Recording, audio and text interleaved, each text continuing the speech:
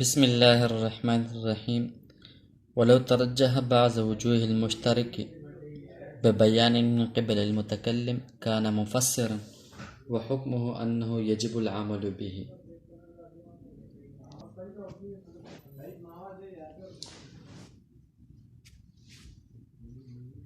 یہاں سے مفسر کی تعریف، حکم اور مثال بیان کر رہے ہیں۔ مصنف رحمہ اللہ کہتے ہیں کہ مشترک کے کسی معنی کو اگر متکلم کی طرف سے ترجیح حاصل ہوئی ہو، یعنی متکلم نے صراحتاً اپنا مراد بیان کر دی، یا متکلم کی طرف سے کوئی قطعی دلیل پائی گئی ہو، تو ایسی صورت میں وہ مشترک مفسر ہو جائے گا۔ معول اور مفسر کے درمیان فرق یہ ہے کہ معول اس مشترک کا نام ہے کہ جس کے محتمل معنی میں سے ایک معنی کو خبر واحد یا قیاس یعنی دلیل ظنی کے ذریعے ترجیح ہوئی ہو، اور مفسر اس مشترک کا نام ہے جس کے محتمل معنی میں سے ایک معنی کو متکلم کے بیان سے ترجیح حاصل ہوئی ہو، اور متکلم کا یہ بیان دلیل قطعی ہے۔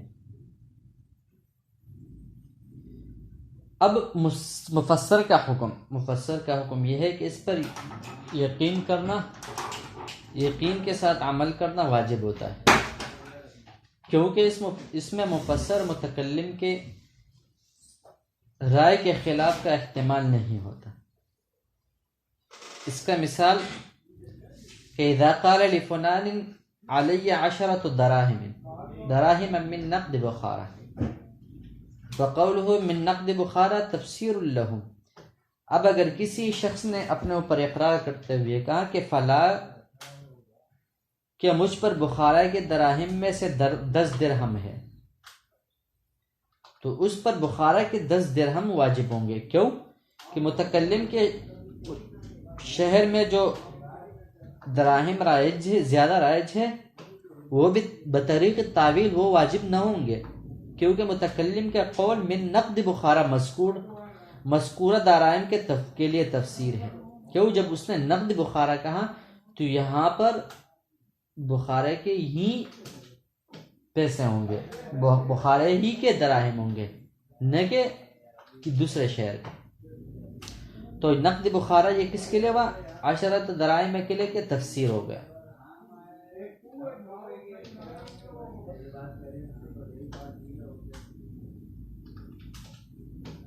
اور مفسر کو معول پر ترجیح اس لیے حاصل ہوتی ہے کہ معول میں جو وجہ ترجیح اور دلیل ترجیح یہ ظنی ہوتی ہے، اور مفسر میں قطعی ہوتی ہے۔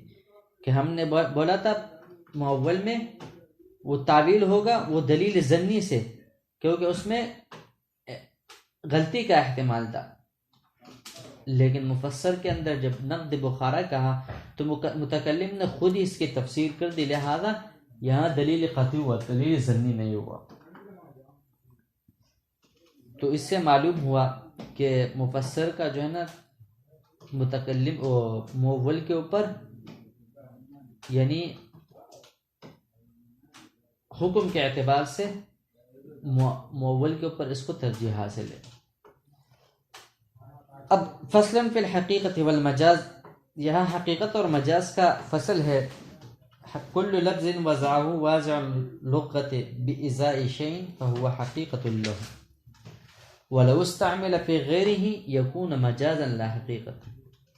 یہاں سے مصنف لفظ کی دوسری تقسیم بیان کرنا چاہتے ہیں کہ لفظ کی دوسری تقسیم استعمال کے اعتبار سے ہے، اور اس کی 4 قسمیں: حقیقت، مجاز، صریح، کنایہ۔ ان چاروں کے درمیان وجہ حسر ہے کہ لفظ اپنے معنی موضوع لہو میں استعمال ہوگا یا معنی غیر موضوع لہو میں۔ اگر معنی موضوع لہو میں استعمال ہے تو حقیقت ہے، اگر معنی غیر موضوع لہو میں استعمال ہے تو مجاز ہے۔ پھر وہ لفظ واضح معنی میں استعمال ہوگا یا غیر واضح میں۔ اگر واضح میں ہے تو صریح، اگر غیر واضح میں استعمال ہے تو کنایہ ہے۔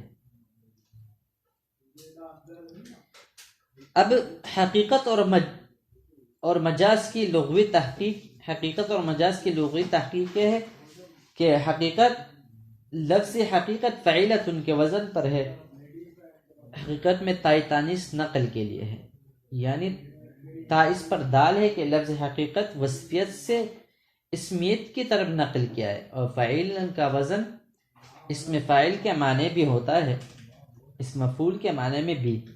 پہلے صورت میں حق یحق بمعنی ثبت سے ماخوذ ہوگا، اور حقیقت ان کے معنی ثابتت ان کے ہوں گے، یعنی ثابت شدہ چیز۔ حقیقت بھی چونکہ اپنے موضوع اصل میں ثابت ہوئی ہے، وہاں سے کسی حال میں نہیں ہٹتی، اس لیے حقیقت کو حقیقت کہا جاتا ہے۔ حقیقت اور مجاز کی اصطلاحی تعریف۔ ہر وہ لفظ ہے جس کو واضح لغت نے کسی معین شے کے مقابلے میں وضع کیا ہو، تو وہ لفظ اسی شے کے لیے حقیقت، اور غیر موضوع لہو میں استعمال کیا تو وہ لفظ مجاز کا حقیقت نہ ہوگا۔ وضع کے معنی اور اقسام کی اور اس کے اقسام۔ حقیقت کی تعریف میں چونکہ وضع کا لفظ مذکور ہے، اس لیے وضع کے معنی اور اس کے اقسام کا بیان کرنا بھی ضروری ہے۔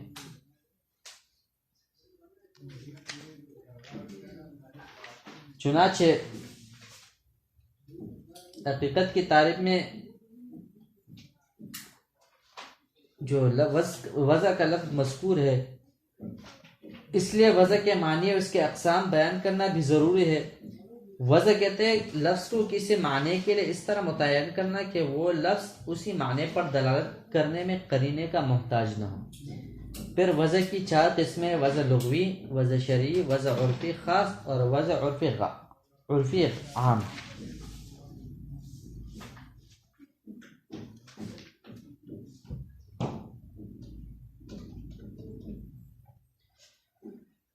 اس لیے اس لفظ کو معنی کے لیے متعین کرنا واضح لغت کی جانب سے ہوگا، یا واضح شرع کی جانب سے ہوگا، یا کسی مخصوص جماعت کی طرف سے ہوگا، یا عام لوگوں کی جانب سے ہوگا۔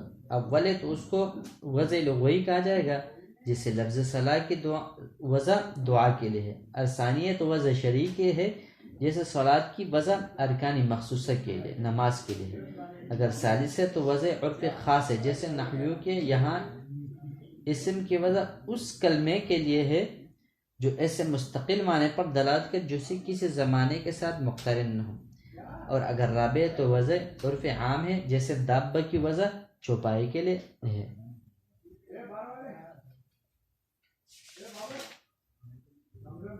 اب مصنف رحمۃ اللہ علیہ فرماتے ہیں کہ ایک لفظ سے ایک وقت میں حقیقت اور مجاز دونوں کو مراد نہیں لیا جا سکتا، یعنی ایسا نہیں ہو سکتا کہ ایک وقت میں ایک لفظ سے معنی حقیقی بھی مراد ہو اور معنی مجازی بھی۔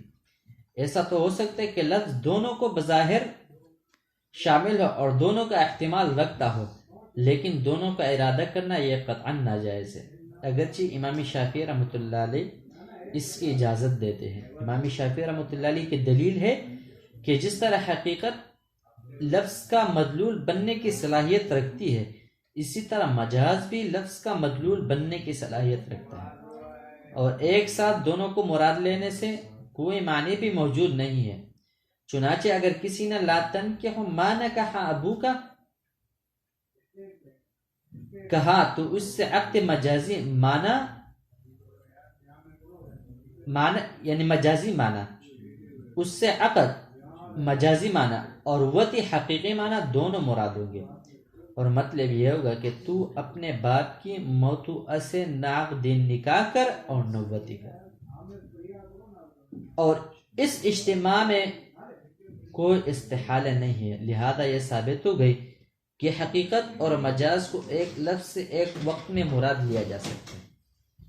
ہماری دلیل کہ حقیقت اپنے محل میں مستقر اور ثابت ہوتی ہے، اور مجاز اپنے محل سے متجاوز ہوتا ہے، اور یہ بات بالکل محال ہے کہ ایک شے ایک وقت میں اور ایک حالت میں اپنے محل میں مستقر اور ثابت بھی ہو اور متجاوز بھی ہو، جیسے کہ ایک حالت اور ایک وقت میں ایک لابس کے بدن پر ایک کپڑا ملکن بھی ہو اور عاریتن بھی ہو، یہ محال ہے۔ دلیل سے وضاحت۔ مصنف رحمۃ اللہ علیہ کہتے ہیں کہ ہمارے نزدیک ایک لفظ سے حقیقت اور مجاز دونوں کا بیک وقت مراد لینا چونکہ محال ہے، اس لیے ہم کہتے ہیں کہ رسول اللہ صلی اللہ علیہ وسلم نے فرمایا، آپ صلی اللہ علیہ وسلم کے قول ہے کہ لا تبیع الدرہم بالدرہمین ولا الصاع بالصاعین، ایک درہم کو 2 درہم کے عوض اور ایک صاع کو 2 صاع کے عوض فروخت مت کرو۔ جب صاع کے مجازی معنی یعنی داخل صاع اور ما یحل فی الصاع مضروب بالاتفاق مراد ہے، تو حقیقت اور مجاز کے استعمال سے بچنے کے لیے نفس صاع اور عین صاع یعنی ضرب مراد نہ ہوگا، اور حدیث کا مطلب یہ ہوگا کہ 1 صاع اناج کا اس کے ہم جنس 2 صاع اناج کے عوض بیچنا جائز نہیں ہے، البتہ یعنی 1 عین صاع یعنی ظرف کا 2 عین صاع یعنی ضرب کے عوض بیچنا جائز ہے۔ اسی طرح آیت اولا مستم النساء میں لفظ مس بالید کے معنی حقیقت ہے، لفظ لمس مس بالید کے معنی میں حقیقت ہے اور جماع کے معنی میں مجاز ہے، اور ہمارا اور شافعی کا اس پر اتفاق ہے کہ یہاں جماع کے معنی مراد ہے، چنانچہ پانی کے استعمال پر قدرت نہ ہونے کی صورت میں جنبی کے لیے اسی آیات سے تیمم کی اجازت دی گئی ہے، اور جب یہاں جماع کے معنی مراد ہے تو ہمارے نزدیک مس بالید سے ہمارے نزدیک مس بالید کے معنی مراد نہ ہوں گے، چنانچہ ناقض وضو نہ ہوگا، اس لیے کہ مس بالید مراد لینے کی صورت میں جمع بین الحقیقت والمجاز لازم آئے گا، حالانکہ ہم ثابت کر چکے کہ جمع بین الحقیقت اور والمجاز جائز نہیں ہے۔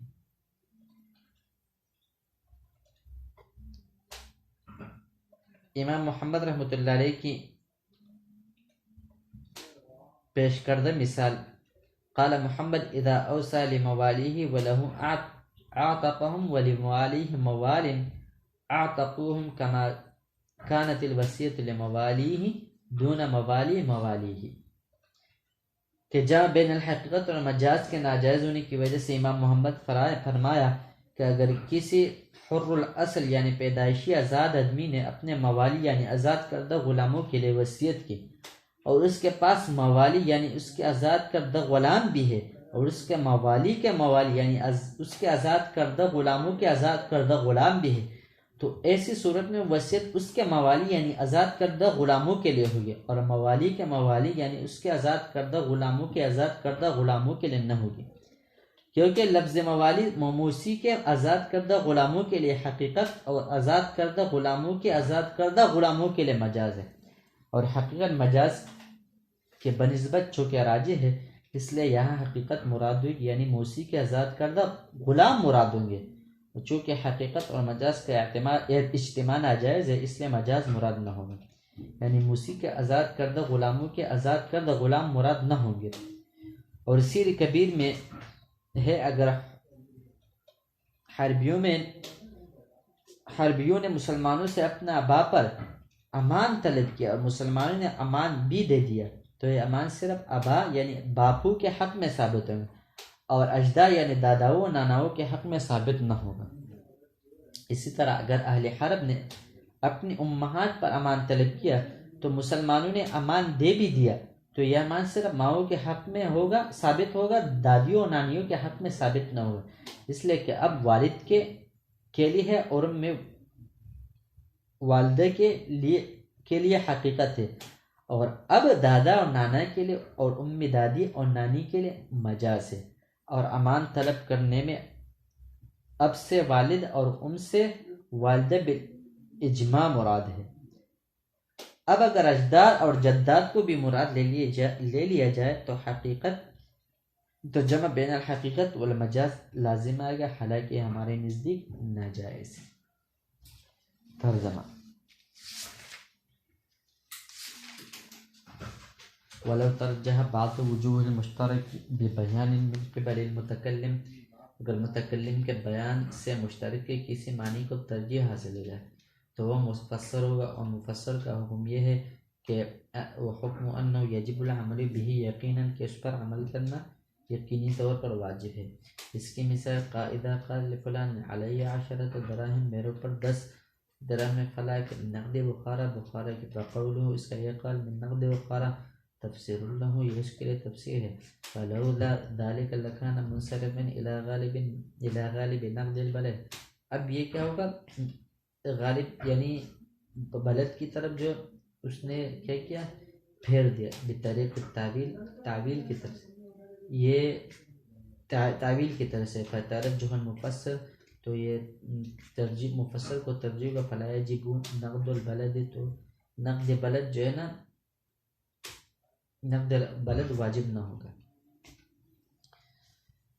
فصل فی الحقیقت والمجاز، مجاز حقیقت کا فصل. کل لفظ وضعه الواضع اللغت، جس کو لغت نے وضع کیا، بإزاء شیء فهو حقیقت، جو اسی چیز کے لیے وضع کیا وہ حقیقت ہے. ولو استعمل فی غیرہ، اگر وہ غیر کے معنی میں استعمال یکون مجازا، تو مجاز لا حقیقت نہیں ہوگا.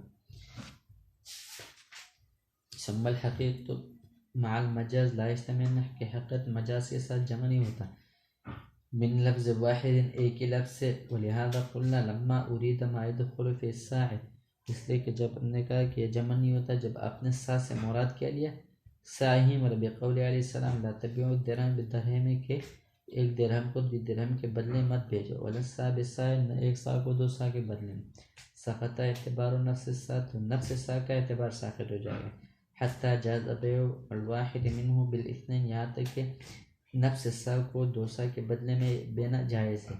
ولما اريد البقاء، جب اس کے اندر جو بے سا کے اندر جو چیز ہے وہ اندر والی یہ چیز آپ نے وہ مراد لیا من آیت الملامسہ، جس طرح آیت ملامسہ سقط اعتبار ارادت المس بھی. اسی طرح وہ نفس یعنی نفس مس سے جو آپ نے وہ معنی مراد لیا ہاتھ سے، تو وہ بھی اس کا یہ اعتبار ختم ہو جائے گا. وقال محمد اذا وصل الموالی، جب امام محمد فرماتے کہ جب کسی نے اپنے موالی کے لیے وصیت بولا ہم اعتقهم، اور وہ اس کے آزاد کردہ غلام بھی ہے. ولموالی ہی موالی، اس کے غلاموں کے غلام بھی ہے. اعتقهم جو نظر کان دی وصیت لموالی، تو وہ اس کا وصیت صرف اپنے غلاموں کے لیے، نہ کہ آزاد کردہ غلاموں کے غلاموں کے لیے. وفی سیر کبیر، سیر کبیر میں لا استمنہ الحرب، اگر اہل حرب نے کیا امان طلب کیا علی آبائہم اپنے آباب کے لیے، لا تدخل اجداد، تو اس میں دادے داخل نہیں ہوں گے فی الامان امان کے لیے. ولا استمنہ، اگر اس نے امان طلب کیا علی امہاتہم ماؤں کے لیے، لا یثبت الامانۃ حق الجدات، تو امان جو ہے نا یہ جدوں یعنی نانیوں اور دادیوں کے حق میں یہ ثابت نہیں. السلام.